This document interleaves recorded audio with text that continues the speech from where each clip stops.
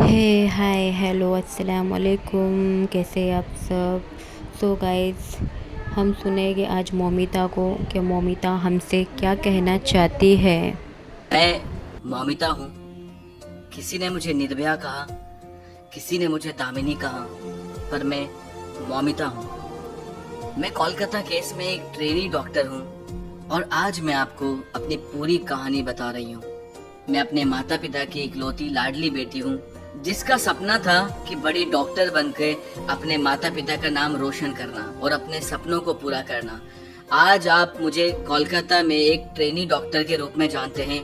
कुछ लोग मुझे मयूरी कहते हैं, कुछ लोग निर्भया या दामिनी। डॉक्टर मौमिता देश भर में आप सभी ने मुझ पर जो प्यार और मेरे परिवार को जो सहारा दिया है, उसे देखकर मुझे बहुत खुशी महसूस हो रही है और इसी वजह से मैं आप तक पहुंचने की कोशिश कर रही हूँ। मैं पश्चिम बंगाल में रहने वाली एक मामूली सी लड़की हूँ। मेरा जन्म 1993 में हुआ था।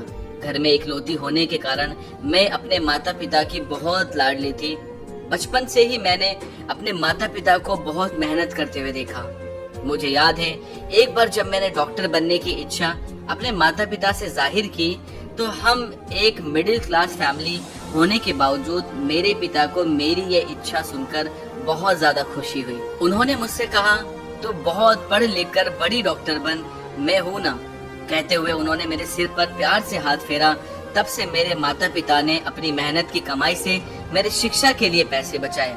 लोग अक्सर मेरे माता पिता से कहते थे कि गरीब होने के कारण वे अपनी बेटी को डॉक्टर नहीं बना सकते। ये बातें मुझे बहुत ज्यादा चुभती थी, लेकिन मैंने पूरी मेहनत से पढ़ाई जारी रखी और सभी को गलत साबित कर दिया। आखिरकार मैंने अपनी मेहनत से सरकारी कॉलेज में प्रवेश प्राप्त किया। मैंने दिन रात नीट परीक्षा की तैयारी की, क्योंकि मुझे सरकारी कॉलेज में दाखिला लेना था ताकि मेरी शिक्षा का खर्च कम हो सके। मैं बड़ी डॉक्टर बनके अपने माता पिता को वो सारी सुविधाएं देना चाहती थी जो अमीर लोगों के घरों में होती है। मैं उनकी सेवा करना चाहती थी और उनका नाम रोशन करना चाहती थी, और मेरी वो इच्छा पूरी हुई। नीट परीक्षा में बहुत अच्छे अंक मिले और उसी के आधार पर मुझे कोलकाता के आरजीकर मेडिकल कॉलेज में एमबीबीएस में प्रवेश मिला और मेरे माता पिता बहुत ज्यादा खुश हुए। धीरे धीरे मैंने अपनी पढ़ाई पूरी की, लेकिन मुझे बड़ा डॉक्टर बनना था, लोगों की बेहतर सेवा करनी थी। इसलिए मैंने पीएचडी करने का निर्णय लिया। उसी कॉलेज में पीएचडी की पढ़ाई शुरू कर दी और अपना पहला साल पूरा कर दिया। मेरे माता पिता और मैं बहुत ज्यादा खुश थे, क्योंकि अब मेरी डिग्री पीएचडी की होने वाली थी और मैं अब एक बड़ी डॉक्टर बनने वाली थी।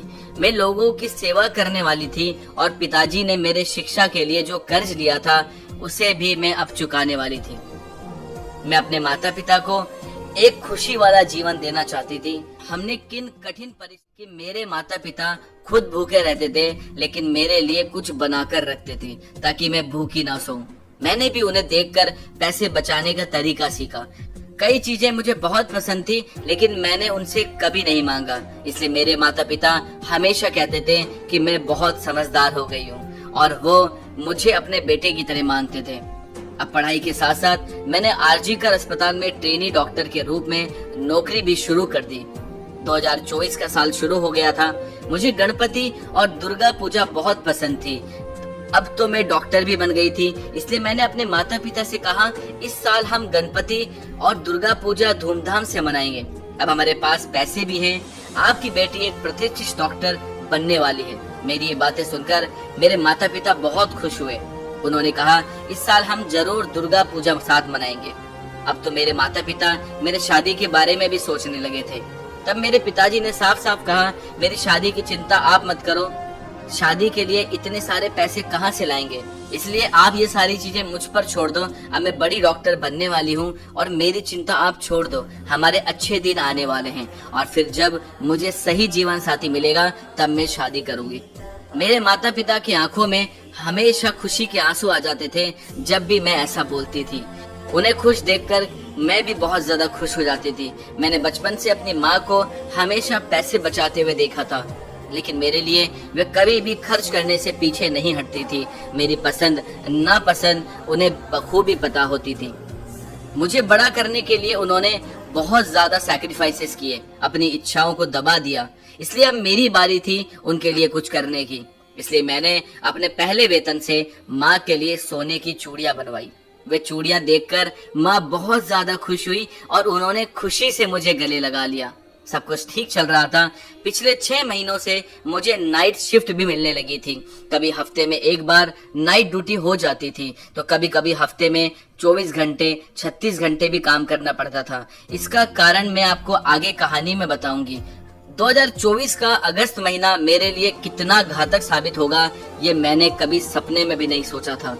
मेरे पिताजी सिलाई का काम करते थे। वे 63 साल के थे, लेकिन उन्होंने अब तक काम नहीं छोड़ना नहीं भूलते थे।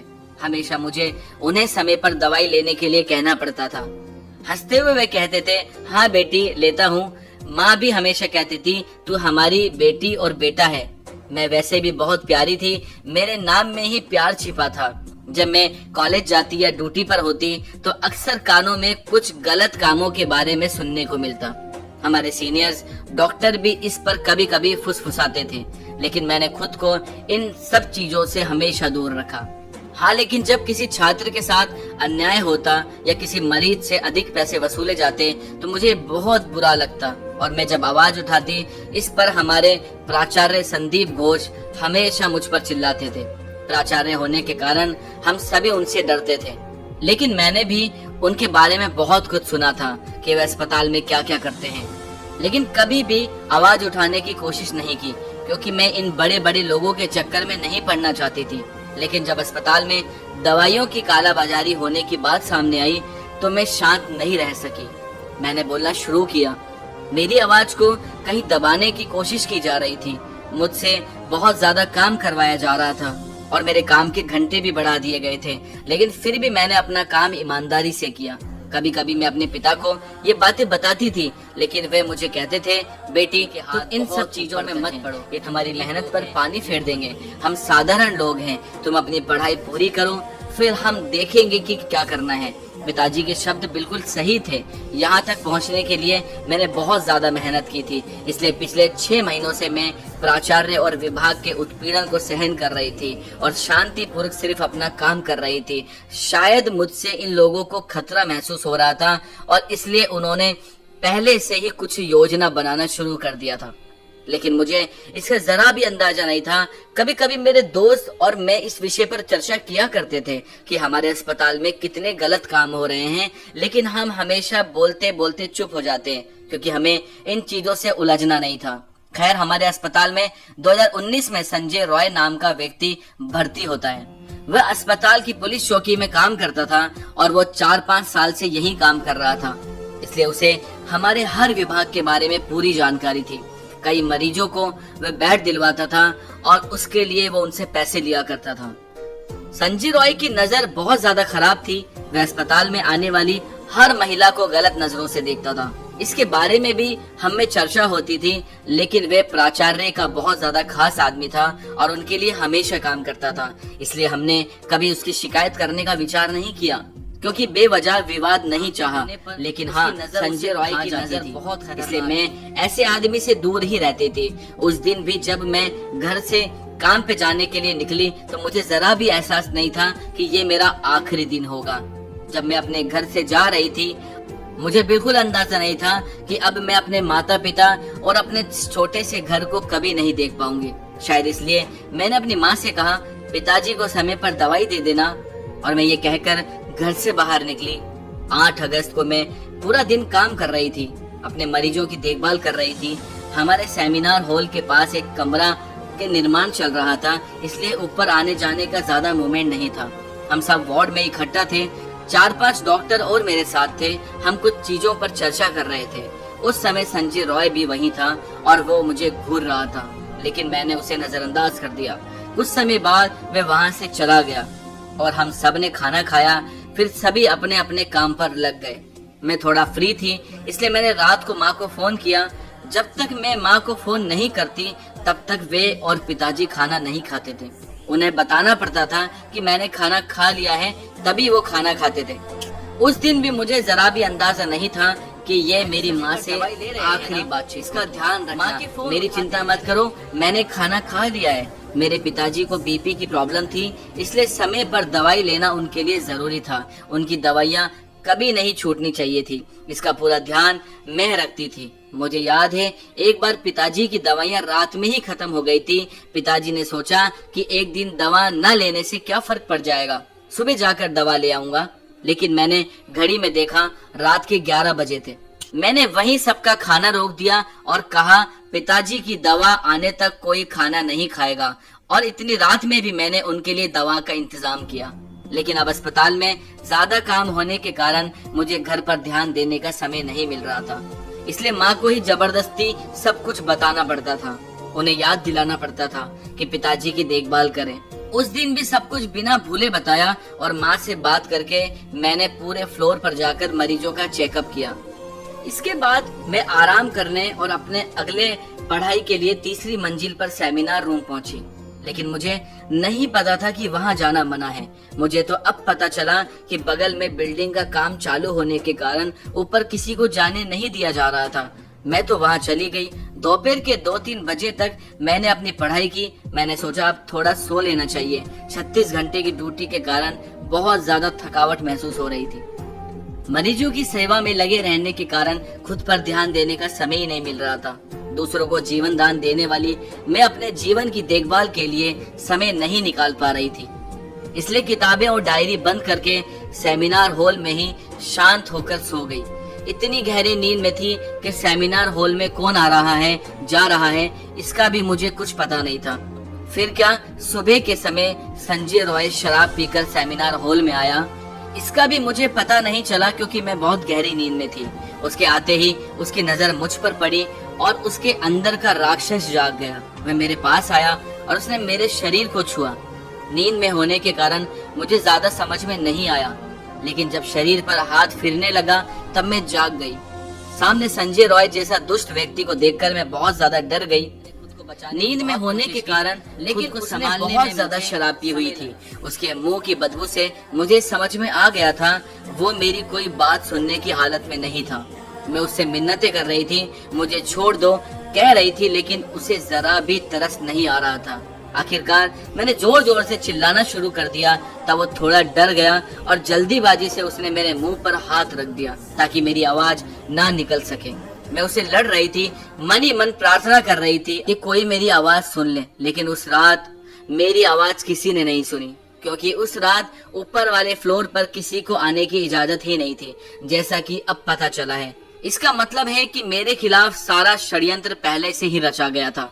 मैं उस दरिंदे को अपने से दूर धकेलने की कोशिश कर रही थी, लेकिन पता नहीं उसमें इतनी ताकत कहां से आ गई थी। जितनी भी मैं कोशिश कर रही थी वह मुझसे दूर नहीं हो रहा था। मैं खुद को उससे बचा नहीं पाई। लड़ते लड़ते मैं हार गई और फिर उसने मुझे नोचना शुरू किया, मुझे मारना शुरू किया। अब मैं पूरी तरह से ठंडी हो गई थी। कौन कौन मेरा शोषण कर रहा था ये समझ में नहीं आया।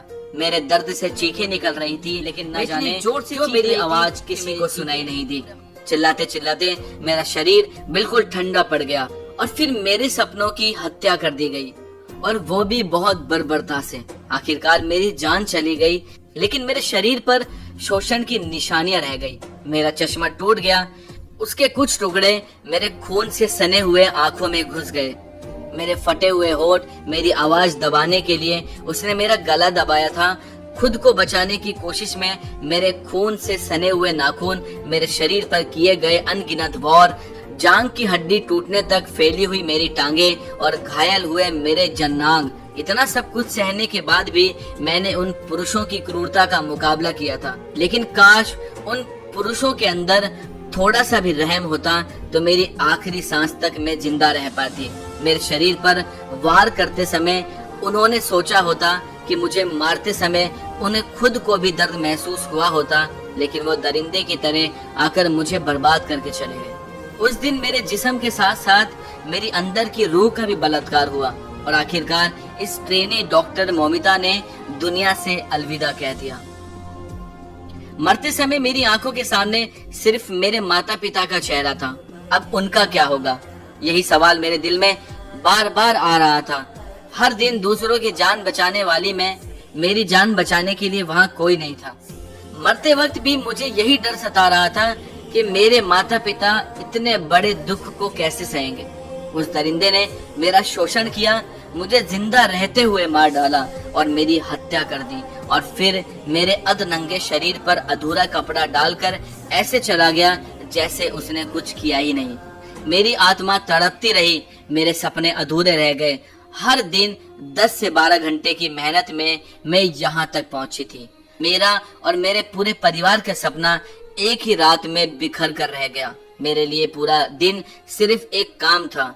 मुझे किताबों के अलावा कुछ भी नहीं पता था।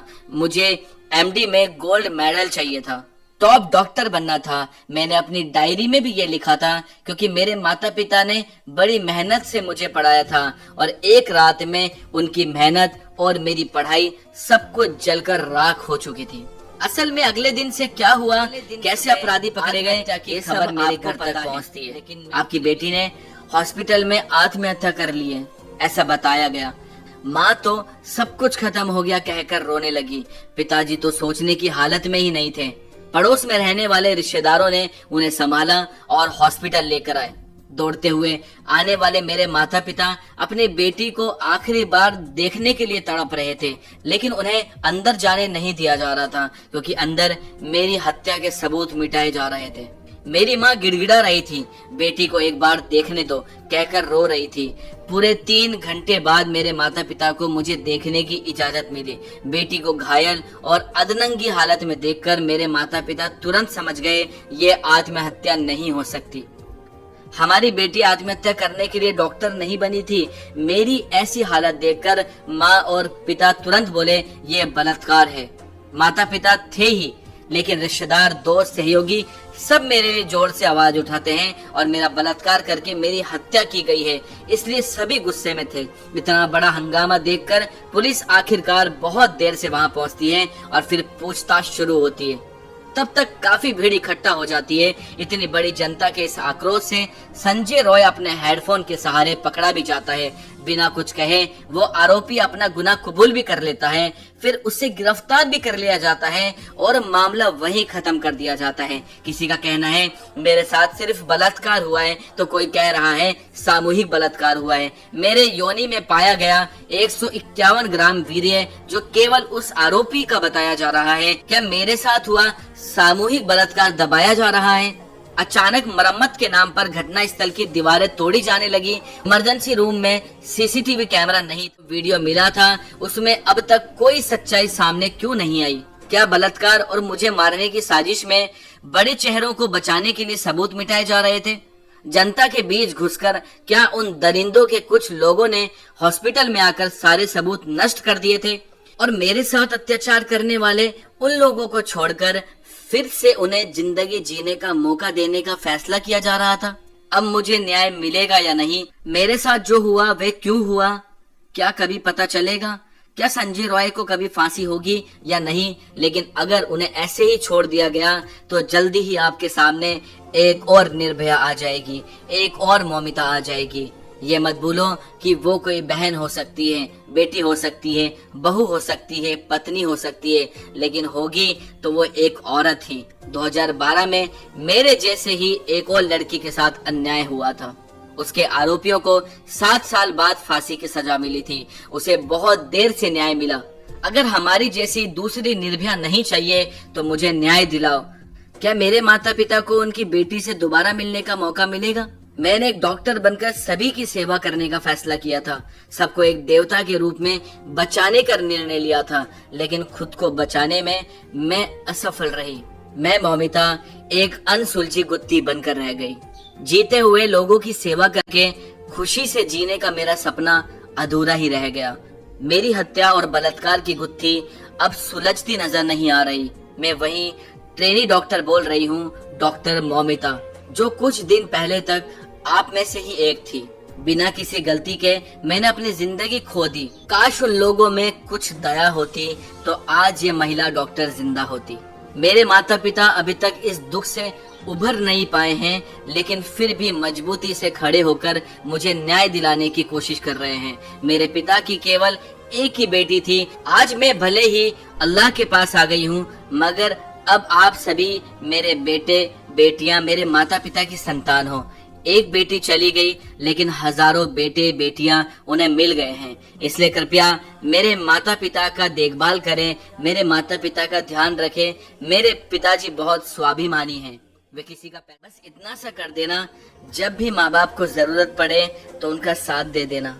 और आज ऐसी आवाज उठाना कि कभी भी किसी माता पिता से उनकी बेटी दूर ना हो।